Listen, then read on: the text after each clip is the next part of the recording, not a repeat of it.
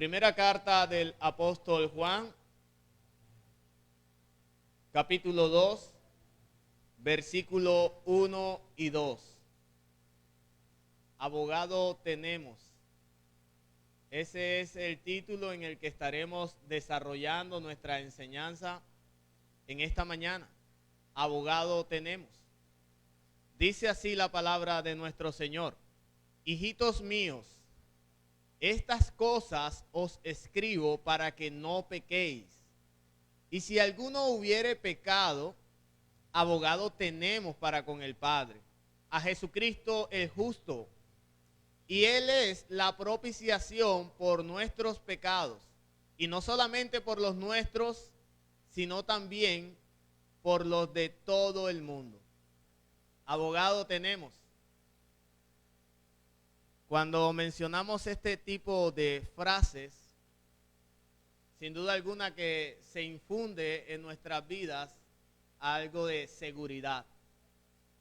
Cada uno de nosotros ha tenido que enfrentar algunos problemas, ha tenido que tener algunas dificultades, bien sea de carácter judicial.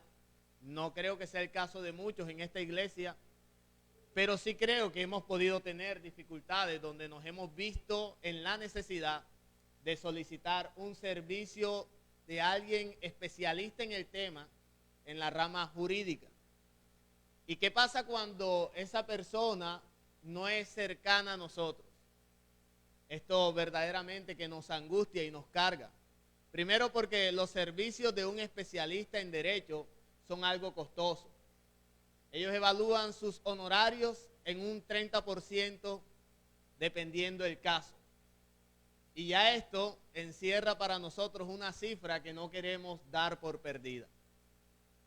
Pero qué bueno es cuando venimos al texto bíblico, entendiendo nuestra necesidad y condición de pecadores, el problema que esto acarrea, y saber que la palabra de Dios misma nos dice que ya tenemos un abogado. Tenemos una persona que va a estar dispuesta a defendernos. Como ya hemos dicho, esta carta de Juan gira en torno a dos propósitos principales.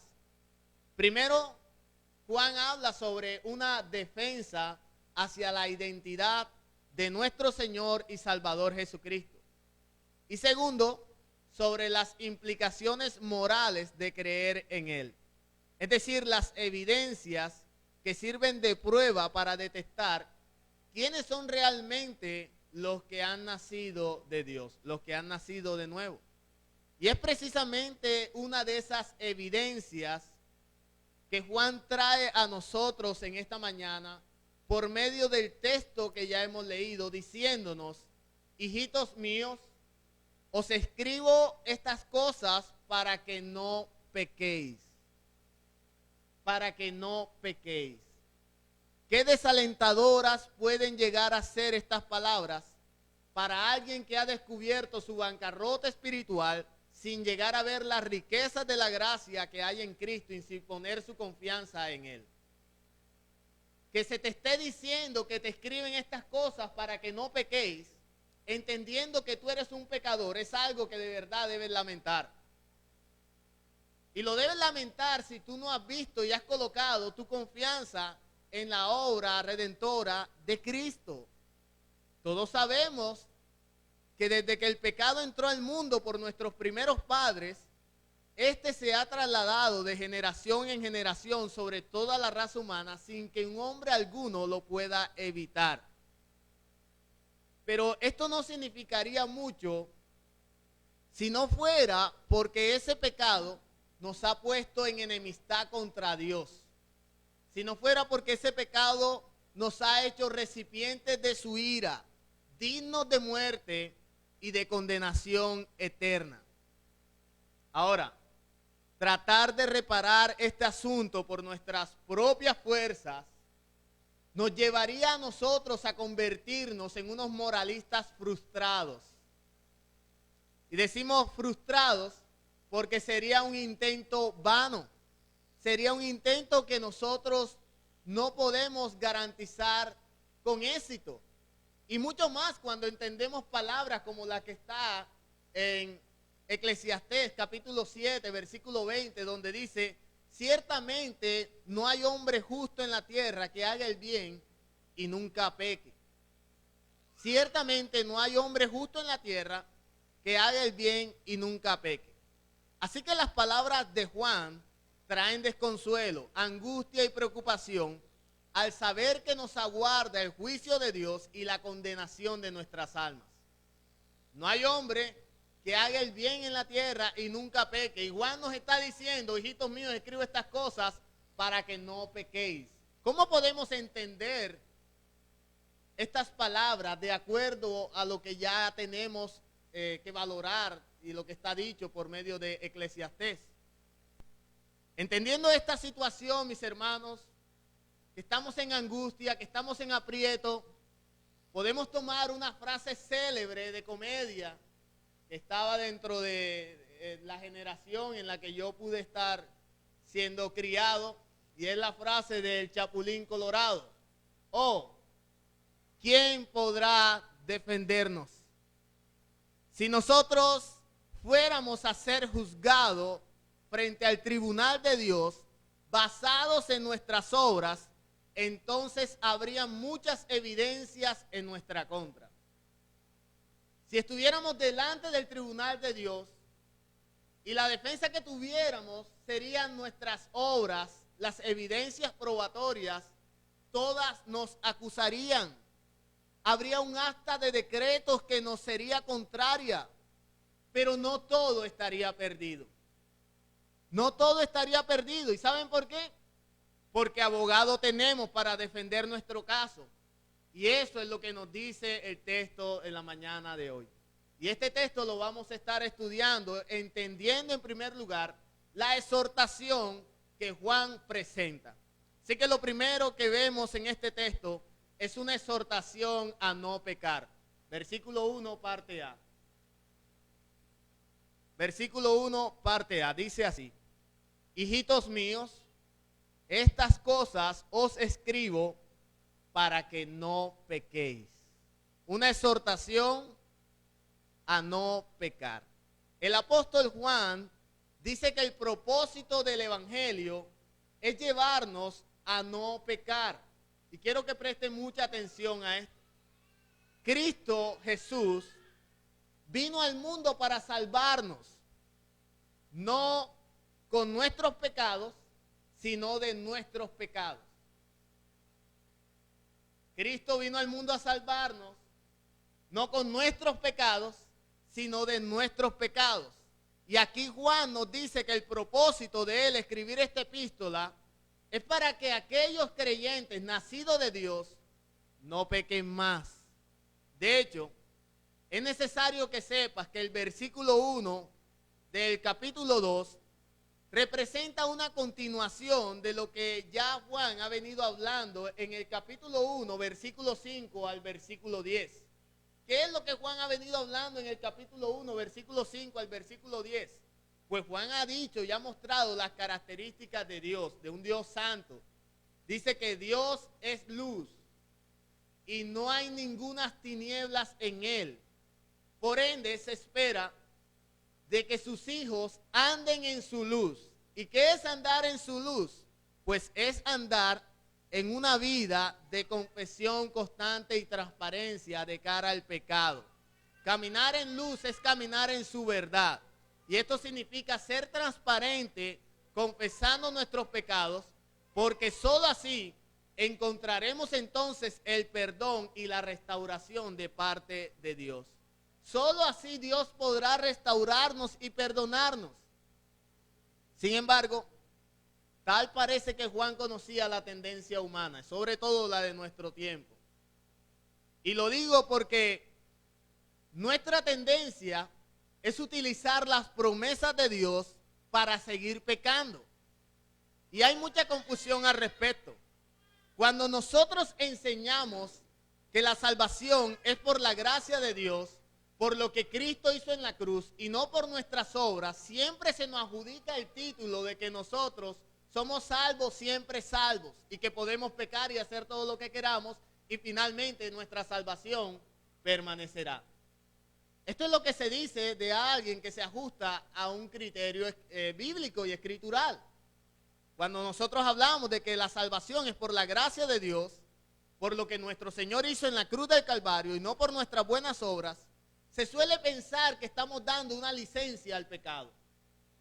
Se suele pensar que estamos promocionando la idea de pecar, pero esto que hemos dicho está lejos de toda la verdad.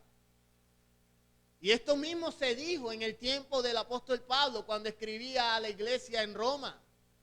Algunos, cuando Pablo habló de la gracia de Dios en el evangelio a través de Cristo, comenzaron a pensar que entonces entre mayor pecado, mayor gracia. Y en el capítulo 6 de Romanos, versículo 1, Pablo hace una especie de silogismo, es decir, una pregunta con un opositor imaginario. Y él mismo responde y dice, entonces, ¿qué? ¿Perseveraremos en el pecado para que la gracia de Dios abunde? En ninguna manera. Así de contundente nuestra respuesta en el tiempo actual. No estamos dando una licencia al pecado. No estamos promocionando la idea de pecar. Pero ante un posible susurro e interpretación de lo que anteriormente Juan había dicho como una licencia para pecar, él tenía que poner muy claro su intención e interés, que no era algo distinto que aquello que verdaderamente habían nacido de Dios, no pecaran. Él tenía que elevar su intención, su motivación. Aquellos que han nacido de Dios, no quiero que pequen más. Y cuando Juan se refiere a que no quiere que peque, no es que lleguen a una perfección al punto de ser glorificados. No. Juan está diciendo que no lo practiquen como algo que les deleita, como algo que les apetece, como algo que les trae regocijo. Juan está hablando de aquella condición en la que yo entiendo que esta es una ofensa directa al Señor y que por lo tanto debe dolerme cada vez que yo lo practico.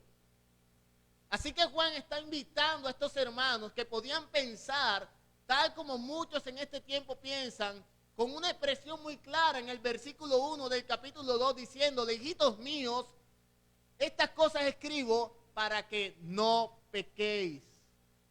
No pequéis.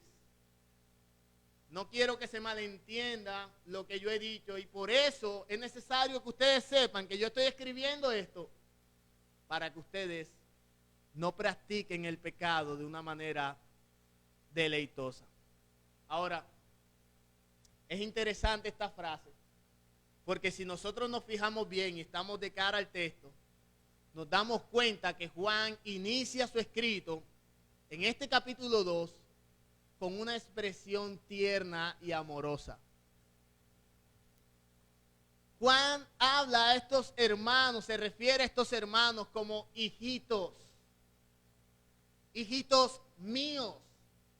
El apóstol destila su amor y dulzura por estos creyentes, mirándolos para sí como sus hijos. Y como todo padre quiere lo mejor para sus hijos, Juan, siendo el padre de estos hermanos, les dice, no pequen más, no lo hagan más. Y les da 4 razones que sirvan como estímulo y que vemos a lo largo de su carta para que ellos no lo hagan. 4 razones que son estímulos para no practicar el pecado a lo largo de la carta del apóstol Juan. La primera razón es porque cuando pecamos estamos desafiando la autoridad de Dios Padre. Cuando pecamos estamos desafiando la autoridad de Dios Padre. Usted puede ubicarse en la ley mosaica, en Levítico capítulo 18, y encontrará una serie de prohibiciones. Pero toda esta serie de prohibiciones que hacen parte de la ley de Dios se firman con una, ¿cómo podemos llamarlo? Una clausura donde Dios mismo dice, porque yo soy Jehová. porque yo soy lo ordena. Es decir, porque yo soy quien tengo la autoridad, porque yo soy el Señor. Y cuando nosotros cruzamos una línea que Dios ha establecido, nuestro Padre ha establecido, desde ese mismo momento que se cruza esa línea, usted ya se encuentra en una rebeldía abierta contra la autoridad del Padre. Cuando atendemos al pecado, cuando atendemos a las prohibiciones que Dios ha realizado en su palabra, nosotros estamos mostrando una rebeldía abierta contra su autoridad.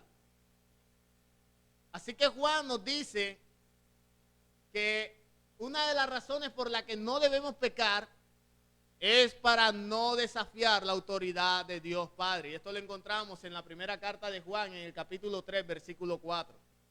Todo aquel que comete pecado infringe también la ley, pues el pecado es infracción de la ley.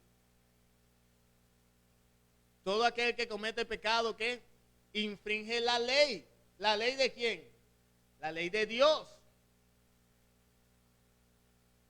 La ley de Dios.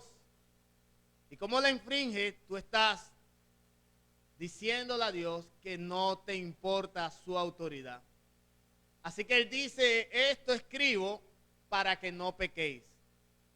La segunda razón o estímulo que Juan presenta es porque cuando pecamos también estamos despreciando la obra de Dios Hijo. Versículo 2 de nuestra lectura. Versículo 2 dice, y Él es la propiciación por nuestros pecados, y no solamente por los nuestros, sino también por los de todo el mundo. ¿Estamos despreciando qué?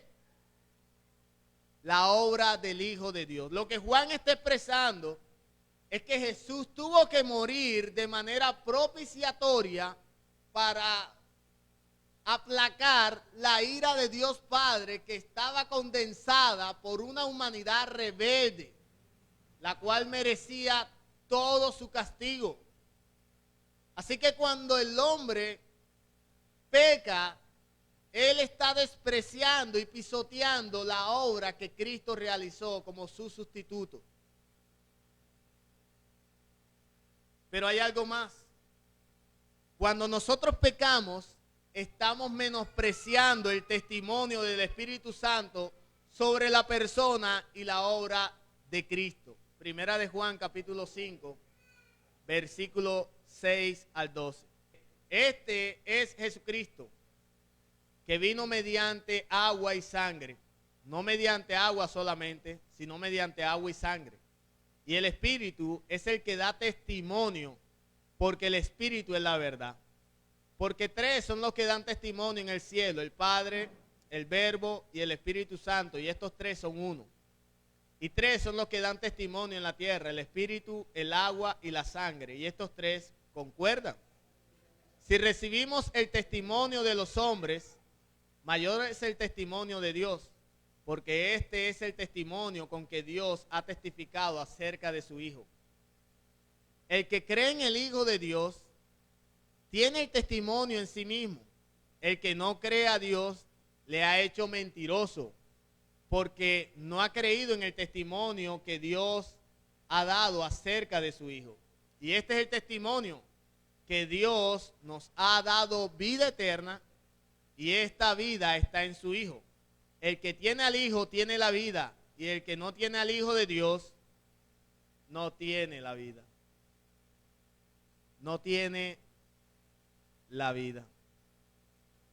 Cuando nosotros pecamos, no solo estamos desafiando a Dios Padre, no solo estamos despreciando la obra propiciatoria del Hijo, no solamente estamos menospreciando el testimonio del Espíritu Santo sobre la obra de Cristo, sino que también, en cuarto lugar, Juan dice que cuando nosotros pecamos, estamos apuntando sobre nuestra propia salud espiritual.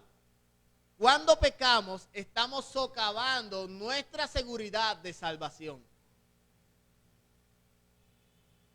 Primera de Juan, capítulo 5, verso 13. Dice, estas cosas os escribo a vosotros que creéis en el nombre del Hijo de Dios, para que sepáis que tenéis vida eterna y para que creáis en el nombre del Hijo de Dios. Estamos socavando nuestra seguridad de salvación. Satanás, el diablo, utiliza muy bien nuestro pecado para producir en nosotros una culpa que destruye toda nuestra relación con Dios. Piense por un momento, mi querido hermano, ¿qué es lo primero que pasa en su interior cuando usted peca y reconoce que ha pecado? ¿Sobreviene sobre su vida un pesar? ¿Sobreviene sobre su vida un dolor? Pero también sobreviene sobre usted una culpa que le hace sentir indigno de la presencia misma de Dios. Una culpa que muchas veces le lleva a no tener deseos sinceros de venir en oración a Dios. Una culpa que muchas veces le habla y le dice, no tienes necesidad de ir a la iglesia porque tú eres un hipócrita. Una culpa que le lastima. Una culpa que le hace sentir poca cosa. Una culpa que hace sentir que Dios está completamente airado con usted y no tiene deseos de escucharle ni verle. ¿Y sabe quién es el que origina esta culpa o la intensifica en nosotros? Satanás, el diablo. La palabra diablo significa acusador. Él es el acusador y trata de producir en nuestros corazones desesperanza. Eso es lo que hace el diablo. Por eso es que la gente comienza a confesarse a sí mismo diciéndose que no tienen ninguna esperanza de perdón, que no hay solución para su pecado, que no hay forma de remediar lo que han dañado, su error. Dios no me perdonará, Dios no me restaurará. Esto lo produce Satanás, el acusador. Él está en el tribunal presentando evidencias en contra de nosotros delante del juez. Pero no olvides que abogado tenemos. Así que no pequéis. Hermanos, Dios nos salva para una vida de santidad y no de pecado. Dios nos salva para una vida de santidad y no de pecado. La obra que Dios hace por nosotros y en nosotros nos capacita para vivir en santidad. Nos ha dado las herramientas y la santidad ahora es nuestro norte. Él mismo lo pide a sus hijos. Sé santo como yo soy santo. Sin santidad nadie verá al Señor. Dios lo pide. Ese es nuestro norte. Jesús no vino para que nuestros pecados fueran perdonados y nada más. Jesús vino para que nuestra vida se apartara del pecado y se consagrara a Dios. Esto es lo que nosotros vemos implícito en el Evangelio. Por tanto, Dios nos llama a no pecar. Y es nuestro deber como creyente, bajo el poder del Espíritu Santo, evitar todo tipo de pecado. Es nuestro deber. Ese es nuestro norte. Esa es nuestra meta. Es la meta de todo creyente. Si usted no me cree, miremos lo que Jesús mismo le dijo a la mujer que fue sorprendida en adulterio. Juan capítulo 8, versículo 11.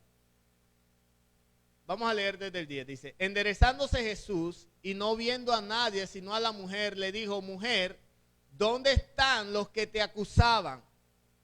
¿Ninguno te condenó? Ella dijo, ninguno, Señor. Entonces Jesús le dijo, ni yo te condeno, vete e intenta no pecar. Vete y no peques más.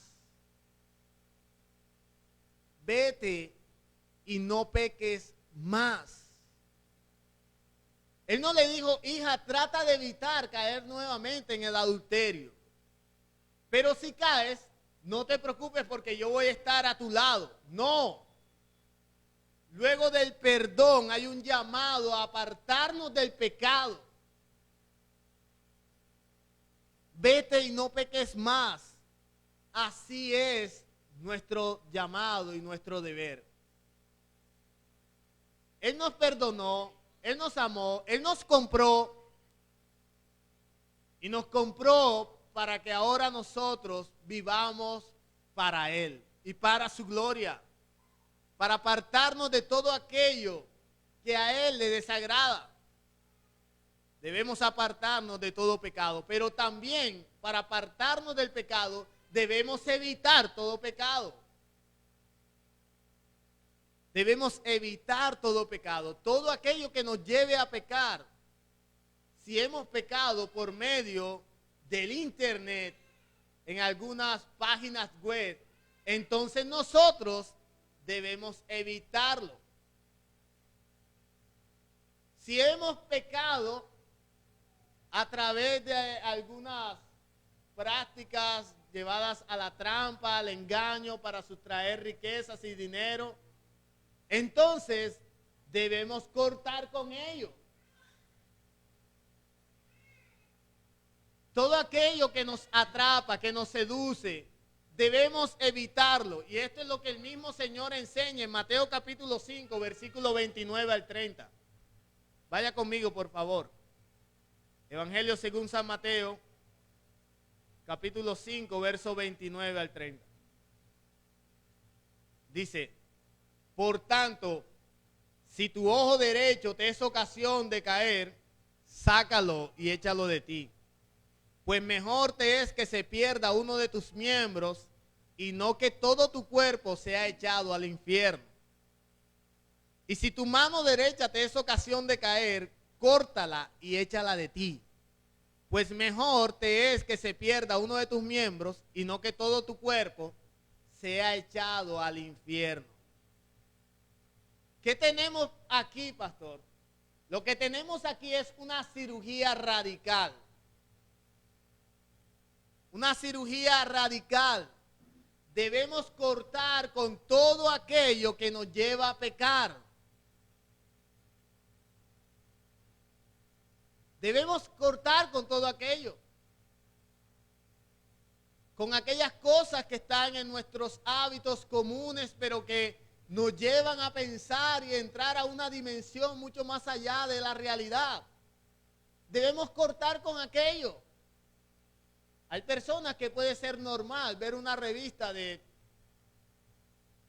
Leonisa o ver una revista de, ¿cómo se llaman las otras marcas? Cualquiera de esas que ustedes venden. Pero pasar por la sesión donde están los boxers de los hombres y ver cómo están bien ajustados a esas figuras masculinas que están allí. O los hombres en su caso.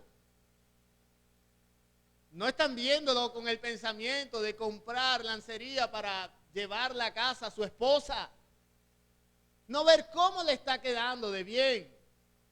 Y cómo aquello que puede ser tan sencillo y plano puede llenar tu mente de concupiscencia, llevarte a pecar. Vivimos en una sociedad permeada por la pornografía. Está a un clic caer en la pornografía.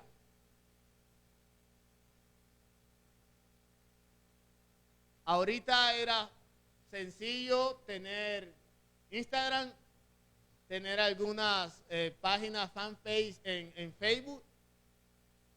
Pero todo esto ahorita es comercializado por la industria pornográfica. Ahora seguido al Instagram pregunta si tienes OnlyFans. Vivimos en una sociedad permeada y seducida por la lascivia.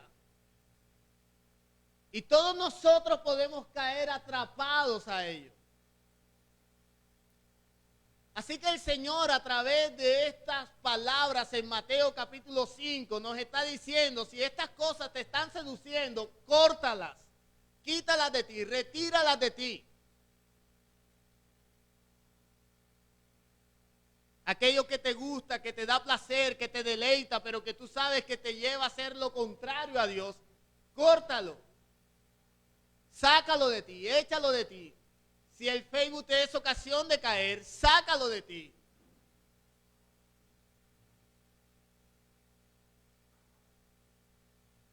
Todas estas cosas que desagradan a Dios, mis hermanos, debemos cortarlas.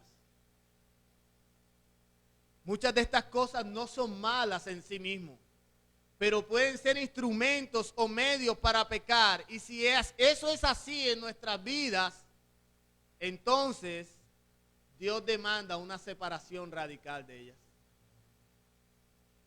Si te das cuenta, el cristianismo nos enseña que todos los genuinos cristianos, los que han nacido de nuevo, tienen como su meta evitar todo pecado. El cristiano genuino, nacido de Dios, desea y busca vivir en obediencia a Dios. Él busca vivir una vida que le agrade a Él. Y ese deseo es hacia la santidad y el deseo de apartarse de todo pecado que ha sido implantado en su corazón. Su corazón ya no es suyo, le pertenece a Cristo y no puede sino amarle y buscar agradarle. Nuestro corazón pertenece a Cristo. Pero aunque ese es nuestro norte, sabemos que somos pecadores. ¿Cierto? La perfección solo se logrará en los cielos. Pero esto trae consigo una pregunta. ¿Cuál debe ser nuestra reacción ante la triste realidad de que todavía pecamos? ¿Cuál debe ser nuestra reacción? ¿Qué debemos hacer? ¿Sabes qué es lo que tú debes hacer? Y esto nos conduce al segundo punto encabezado en la mañana de hoy. Lo que tú debes hacer es confesar tus faltas a Dios. Tú debes confesar tus faltas a Dios. ¿Y cuál es la razón por la que yo debo hacer esto? Porque abogado tenemos, Jesucristo, el justo. Versículo 1, parte B, y versículo 2. Y si alguno hubiere pecado, dice Juan, abogado tenemos para con el Padre, a Jesucristo el justo. Y Él es la propiciación por nuestros pecados, y no solamente por los nuestros, sino también por los de todo el mundo. Juan introduce una promesa de consuelo. Ya nos ha dicho que tenemos los recursos necesarios para no pecar, pero aún portamos una naturaleza viciada por el pecado, una naturaleza que nos pone en tensión, la tensión que tendremos que lidiar con este pecado hasta que seamos glorificados.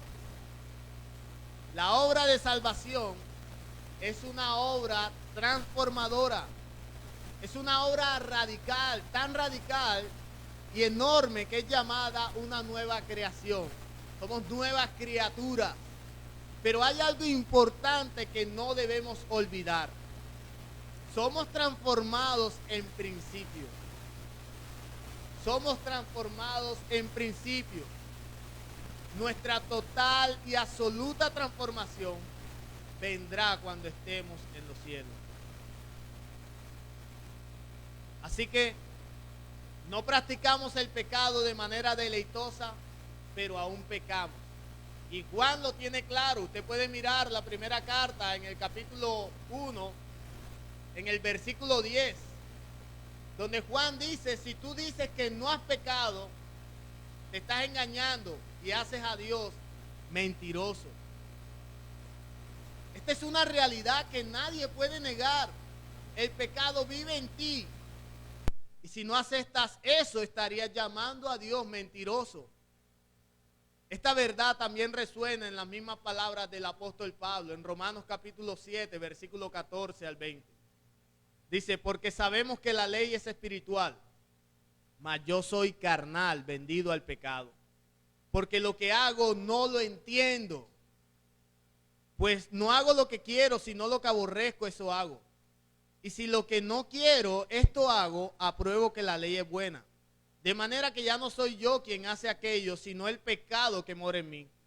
Y yo sé que en mí, esto es en mi carne, no mora el bien.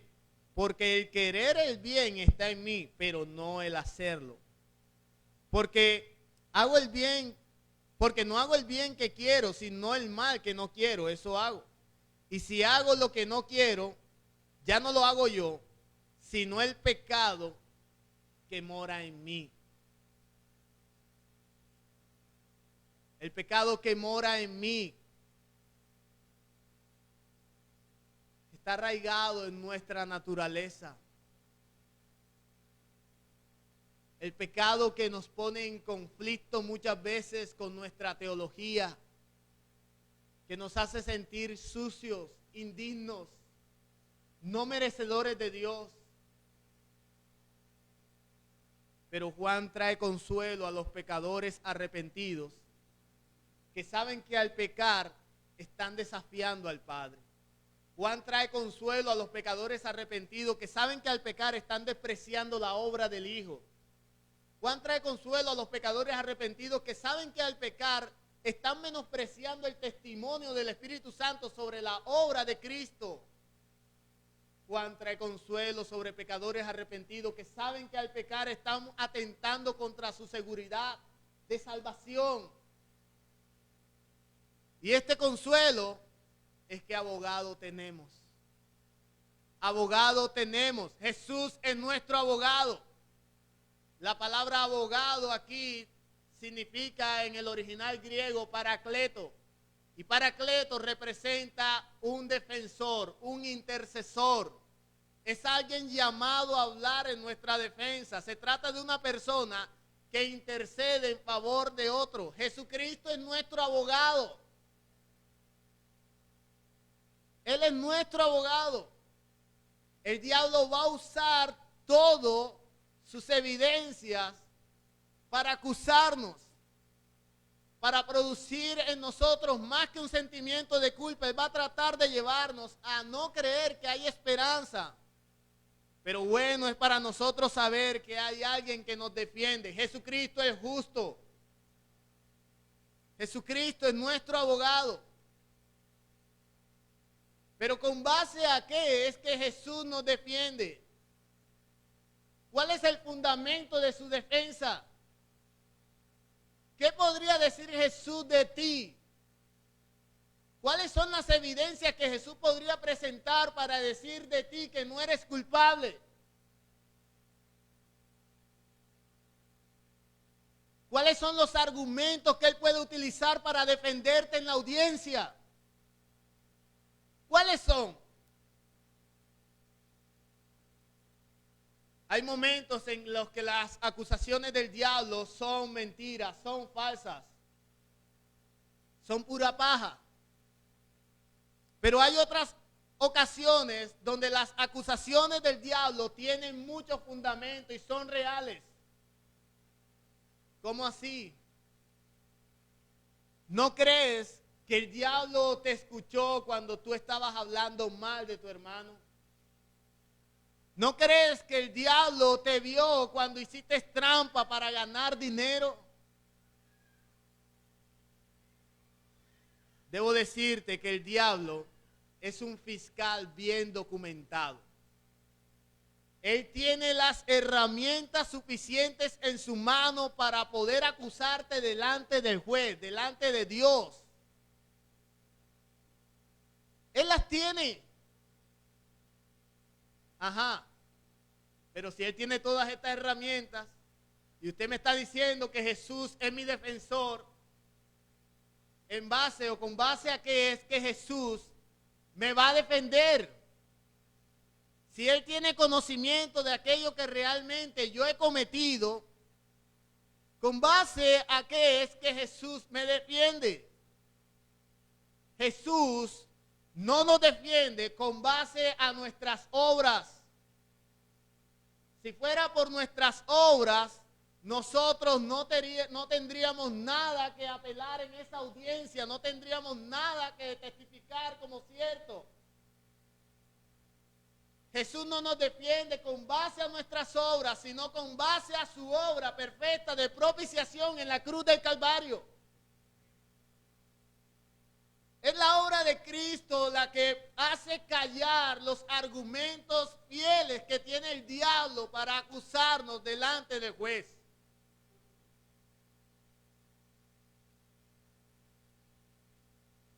Su defensa está basada en su obra. Él mismo es la propiciación por nuestros pecados, dice Juan. Y creo que todos ya entendemos lo que significa la palabra propiciación. Propiciación significa absorber, detener, aplacar. ¿Y qué es lo que está aplacando? La ira de Dios. Nuestro abogado sabe que por nuestros pecados nosotros somos deudores de la ira de Dios. Pero a pesar de esto, Él nos defiende como abogado porque Él mismo reconoce que en la cruz del Calvario Él absorbió la ira de Dios que nosotros merecíamos. Sobre su cuerpo fue derramada la copa de la ira de Dios. Cuando Él estaba en la cruz, Él mismo lo evidenció o lo sufrió cuando pudo observar que el Padre le había abandonado. Dios mío, ¿por qué me has desamparado? Le había desamparado porque no hay forma de que Dios tenga comunión alguna con el pecado. Y nuestro sustituto salvador estaba cargando sobre sí todos nuestros pecados en Él. Nuestra culpa estaba en Él. El que no cometió pecado por nosotros se hizo pecado. Los pecados de la humanidad estaban en Cristo y el Padre estaba expresando su justa ira.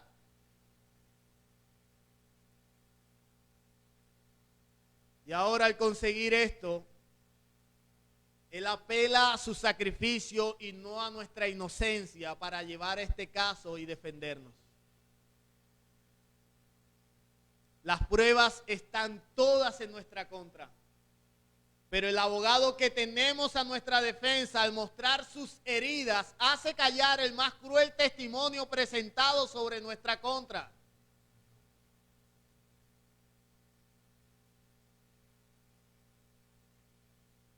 Cuando presenta sus heridas, los argumentos se caen. El acta de los decretos que nos era contraria fue clavada en la cruz, y si alguien intenta sacarlas a la luz para acusarnos, se va a encontrar con la firma en sangre de Jesús, quien la destruyó.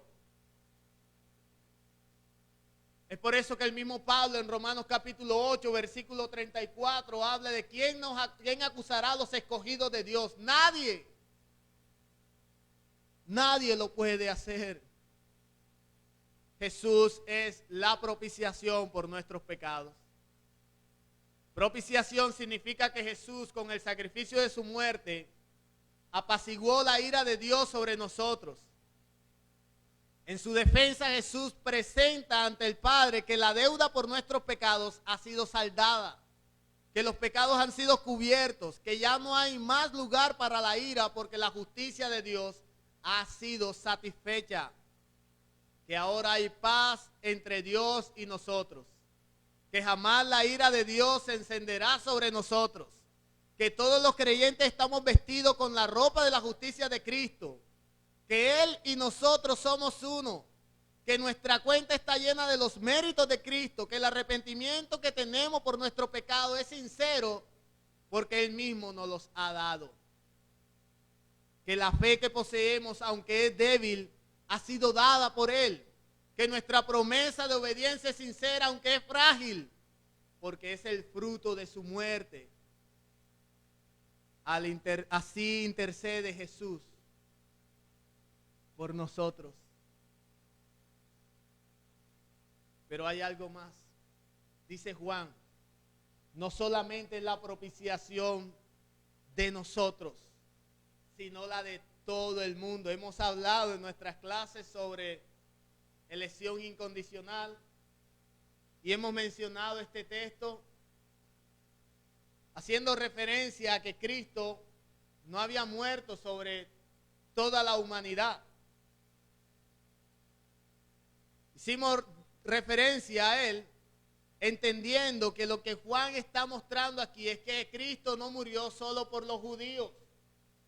Y hoy nosotros debemos entender estas palabras del mismo modo, diciéndonos que Cristo no murió solo por los bautistas.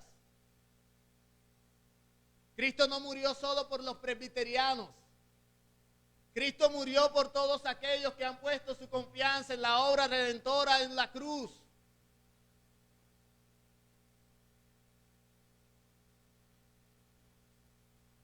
Todos aquellos que han puesto su confianza en su obra redentora.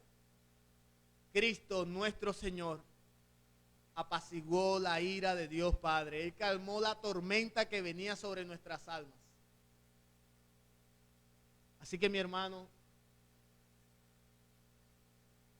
no es necesario que a este tiempo, cada vez que existan dificultades, tormentas y sufrimientos a tu vida, tú los veas como una venganza de parte de Dios para ti por lo mal que te has portado. Hoy nuestra tendencia al experimentar el sufrimiento es pensar que Dios está airado conmigo, está molesto conmigo. Hace unos días, creo que todos escucharon un trueno. Fue algo impresionante, no estaba lloviendo duro, pero tronó fuerte. Y mi hija me preguntó muy seriamente, me dijo, papi, ¿Dios está molesto con nosotros? ¿Él está airado? Yo la miré y vi una gran oportunidad para hablarles entonces a ella de la propiciación de Cristo. Y le dije, Dios estuvo airado con el hombre. Pero toda la ira que él tenía no la condensó en un trueno, sino en la muerte y el desplazamiento de toda su gracia sobre su Hijo mismo en la cruz del Calvario. Y por cuanto Cristo murió en nuestro lugar, Dios ya no está airado con aquellos que creemos en su obra. No sé si lo pudo entender muy bien. Pero si acaso usted llega a escuchar un trueno, no pregunte lo mismo. La ira de Dios fue depositada en la persona de Cristo. Así que si estás experimentando dolor y sufrimiento en tu vida, no significa que Dios está airado. Esa ira la cargó Jesús. Ese sufrimiento lo que indica es que Jesús no ha terminado, que Cristo no ha terminado contigo. Y el dolor es una herramienta en sus manos para perfeccionar el carácter de su Hijo en nosotros. Aplicaciones. Hermano, el Evangelio transforma las vidas. Su gracia nos capacita para luchar contra el pecado.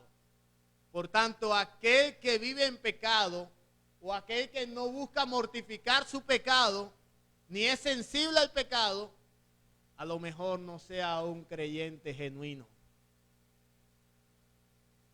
Admite tu pecado. Hermano que me escuchas, admite tu pecado. No lo niegues. No lo hagas. ¿Sabes por qué no debes hacerlo? Porque abogado tenemos. Jesucristo el justo. el cual nos defiende no por nuestras obras, sino por la suya. No peques más. El pecado ofende al Padre, ofende al Hijo, ofende al Espíritu Santo, afecta tu seguridad. No peques más. Levántate y sigue luchando como lo que eres. ¿Qué es lo que soy, pastor? Un pecador justificado. Y aunque tus ropas morales estén sucias, aunque la culpa esté carcomiéndote, te tengo una buena noticia. El sacrificio de Cristo es suficiente para el pecado más cruel. Arrepiéntete y ven a Cristo. Ven al Señor.